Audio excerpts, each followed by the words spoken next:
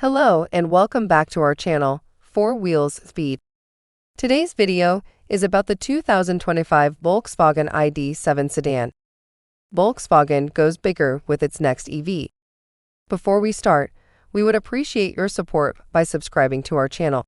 This helps us bring more content to our viewers. And if you also comment on my videos, that would really help my channel grow. We bring accurate information, and we hope you can appreciate that. Volkswagen's ID 4 compact SUV is already in its third model year, and the ID Buzz retro minivan comes next. It's only logical that the next ID will be a sedan, and it will be dubbed ID 7. The ID 7 is still more than a year off. The ID 7 is built on an enlarged version of the modular electric drive matrix platform that undergirds the ID 4 and ID Buzz. The 7 is solidly midsize with almost exactly the same length and the same width as a Honda Accord, though its 116.8-inch wheelbase is 5.4 inches longer and its 60.6-inch height is 3.5 inches taller. When the first ID 7 goes on sale, it will use the same 77 kilowatt-hour battery used in the higher trim versions of the ID 4, and a single electric motor will power its rear wheels. This motor, however, is more powerful than the ID 4's rear motor, developing 282 horsepower instead of 201, along with 402 pound-feet of torque instead of 229. This increased output comes from more powerful permanent magnets, a stator with more windings and wires with a larger cross-section, and a more efficient cooling system that includes a liquid-cooled and gearbox oil circuit to maintain the proper temperature in the motor. Just as in an internal combustion engine, using a heat exchanger with a liquid circuit in combination with the oil serves to heat up the oil more quickly after a cold start, lowering its viscosity and friction. The helical teeth in the reduction gears have also been micro-polished to reduce their friction. This powertrain efficiency is complemented by the ID 7's much improved aerodynamic performance compared with the ID 4. Now, this is not a comparison between the ID 4 and ID 7, but we want to put it in perspectives so you can understand better. The sedan's longer and lower body facilitates a more streamlined shape. Combined with details such as a steeply raked windshield, smoothly curved roofline, integral rear spoiler, side air vents to help airflow around the wheels, and a roller blind to block off the radiator in front, the ID 7 achieves a drag coefficient of 0.23.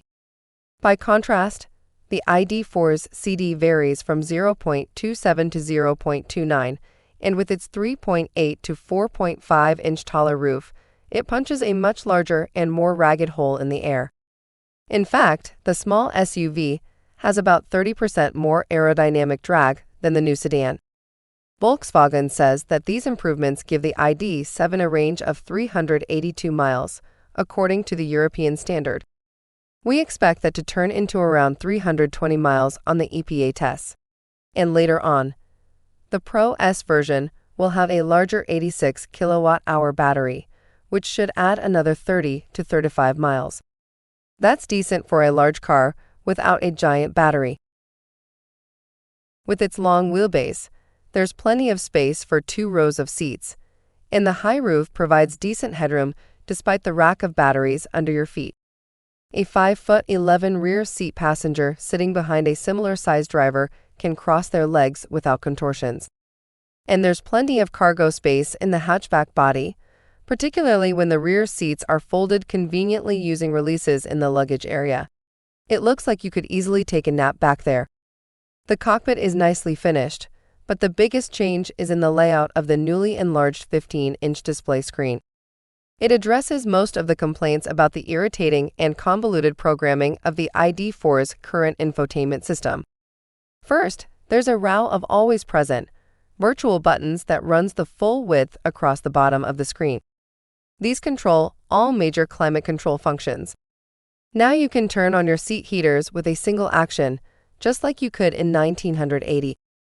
Across the top of the screen, there's a thinner band that's available for you to place the icons controlling your favorite functions, so you no longer have to negotiate the multiple layers of the menu to access them instead of paying attention to your driving.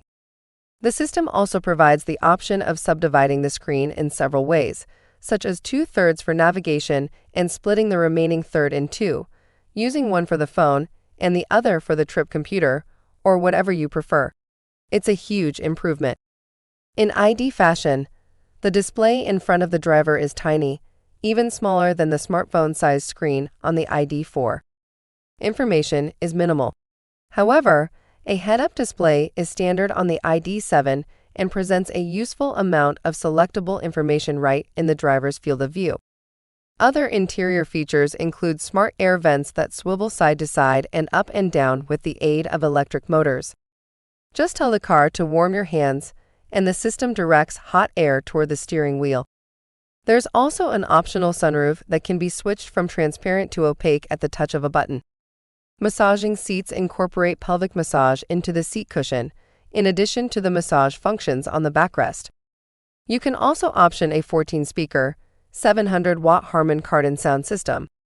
The ID7 will hit our shores sometime in 2024 as a 2025 model. With that date so far out, pricing is undefined. Given the standard head-up display and electronic HVAC vents, we expect this car will probably start in the mid-$50,000 range. It will be assembled in Volkswagen's Emden, Germany plant, meaning it won't be eligible for an EV tax credit. While such a price used to be solidly in luxury territory, in these inflationary times it's barely above average, meaning Volkswagen's electric sedan can still claim a people's car mantle. Now this will conclude our review from today. Thank you for listening to this information, and we would love to see you come back to our channel.